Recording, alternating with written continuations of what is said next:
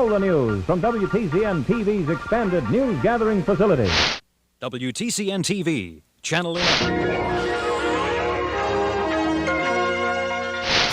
This is KARE 11 News at 10.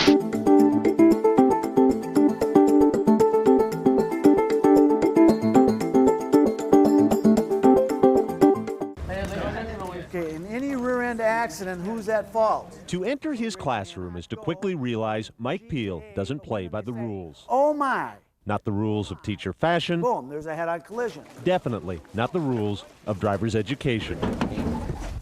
Driving school on wheels is what this is. To hear the owner of Teens Inc. Driving School, the most important lessons he'll share with these Matamidi students will not take place in the classroom at all. So everybody shoulder check to the left. Make sure there's not a car down there.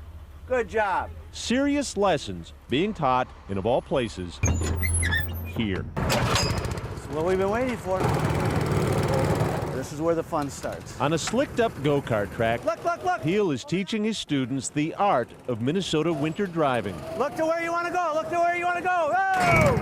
If they can't control this at 12 miles an hour, they'll never control something at 50 or 60 on ice. If this were Peel's only field trip, it may have gone unnoticed beyond his class. Every rail you guys hit just cost your parents $2,000. Hold it! Oh, whoa! But Mike Peel is just getting started. On another day of class, he'll put his students in golf carts. Among the lessons, Quick! hand-over-hand steering, emergency braking, and the dreaded parallel park. We need to get out of the classroom. This is hard. Every expert out there on teenage accidents will tell you they need more experience. Don't. The experts will also tell you it's that lack of experience that contributes to an accident rate 3 times higher for teenagers than for middle-aged adults. Teens are more likely to die in a car accident than from any other cause. We lose 17 teenagers a day in car accidents. That's what our average is, a day. Come on, let's do something different. All right, for the 3 cones, let's go. Different is the $5,000 skid simulator Peel just purchased for his driving school. Left. But different sometimes has a price. See how you hit the brake? Yeah. See, once you hit the brake, you lost control of the car, okay? In August, Mike Peel was told by the state of Minnesota he's in violation of state law.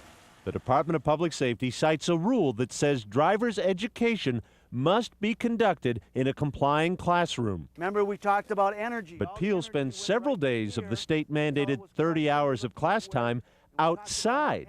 Trips like this one to a salvage yard. They're just horrible. To show his students what happens in a car accident. If you see a nice little round hole, that's usually a head that has gone through. For us that have never driven before, kind of scares you a little bit. And you can see the seatbelt. It's the kind of teaching the state should be encouraging, says Barbara Brody, who trains driver's ed teachers at St. Cloud State University. And certainly hands-on learning by doing, is at the highest level of retention of knowledge. Brody says keeping kids in a classroom for 30 hours of driver's ed is like coaching basketball without going to the gym. But that's not an opinion shared by everyone. But I definitely don't agree that you should take any of the classroom or theory-based time. Plus, it's against the rules of the state of Minnesota. Debbie Prudhomme owns Training Wheels and Superior Driving Schools, a competitor of Peel's.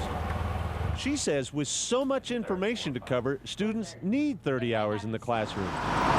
As for experience, slow down, turn back to your left and look. She says students can get that later during the state-mandated behind-the-wheel training and with their parents in real cars, not go-karts. That doesn't have anything to do with the regular way that a car would respond. Gotta get further away. Yet Allstate Insurance, where Peel used to work as an agent, thinks enough of his program to offer insurance discounts to his students. 20% for girls, 30% for boys. And consider this. I kind of look at him as like an innovative rebel. The person calling Mike Peel innovative is Deb Carlson, the same state official who wrote the letter telling Peel he's in violation of the law. Go ahead, go. I'm gathering just from your comments that you don't necessarily think what he's doing is a bad thing. It just doesn't fit the letter of the law right now. Exactly. Look high, look high, look high. No. 3 months after his warning, Mike Peel still isn't playing by the rules, Look at the target, look at the target, look at the target. believing there is no sin in making waves if you're also making better drivers. Your back end clipped, but guess what? You just saved your life. You didn't lose control. Boyd Hooper, KARE 11 News, Mahtomedi.